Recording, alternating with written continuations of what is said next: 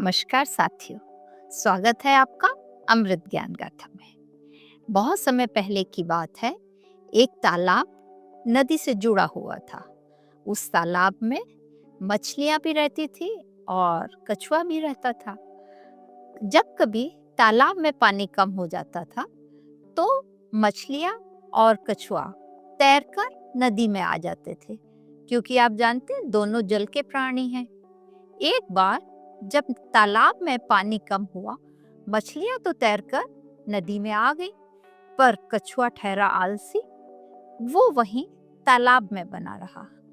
अब उसके आलस का क्या परिणाम हुआ, यही जानेंगे हम आज की कहानी में, जिसका नाम है कच्छप जातक। बहुत समय पहले की बात है। वाराणसी में एक नदी के साथ एक बड़ा तालाब था। अधिक पानी हो जाने पर वह नदी के साथ मिल जाता था और कम पानी होने पर नदी से अलग हो जाता था। उस तालाब में मछलियां और कछुए रहते थे।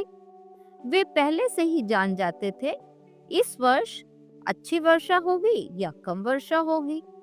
एक वर्ष तालाब में जो मछलियां और कछुए रहते थे, यह जानकर कि अच्छी वर्षा नहीं होगी, जिस समय तालाब और नदी मिले हुए थे, उसी समय तालाब से निकलकर नदी में चले गए।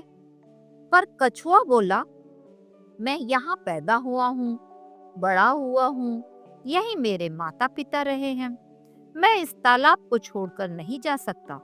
और वह नदी में नहीं गया। जैसे जैसे गर्मी पड़ी, तालाब का पानी सूख गया और यहाँ तक कि पानी बिल्कुल नहीं बचा। एक दिन एक ग्रामीण तालाब से मिट्टी खोदने आया। वह कुदाल से मिट्टी खोदकर अपने बर्तन में भर रहा था। वो कुदाल कुदाल उस औजार को कहते हैं जिससे तालाब से मिट्टी निकाली जाती है। तो वो कुदाल सीधे कछुए की पीठ पर लगी। इससे कछुए को बहुत गहरी चोट लगी और वह दर्द से कराहते हुए बोला, घर के प्रति आसक्तिवश मैं उसे छोड़ न सका, इसलिए मैं विनाश को प्राप्त हुआ हूँ। लेकिन मनुष्य को, गांव हो या जंगल, मनुष्य को जहाँ सुख प्राप्त हो, वही बुद्धिमान व्यक्ति की जन्मभूमि है, वही पलने का स्थान है। जहाँ रहकर जीवित रह सके वहीं जाए। केवल ये मेरा घर है, ये मेरे नाती रिश्तेदार हैं, यह सोचकर घर में रहने वाला ना बने, क्योंकि अंततः प्राणी इस संसार में अकेला ही आया है और अकेला ही जाएगा। यही हमको इस कहानी से शिक्षा मिलती है। साथियों, आपने भी एक कहावत सुनी होगी, नदी की ओर बहो, तालाब में मत डटे रहो। अर्थात बुद्धिमान व्यक्ति, गांव हो या जंगल, जहां सुख प्राप्त होता है वहीं अपना जीवन, वहीं अपना निवास बनाता है।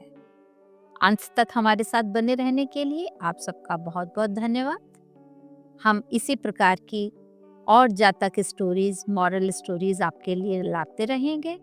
हमारे चैनल को यदि अभी तक आपने सब्सक्राइब नहीं किया है तो कृपया सब्सक्राइब करें, लाइक करें और शेयर करें।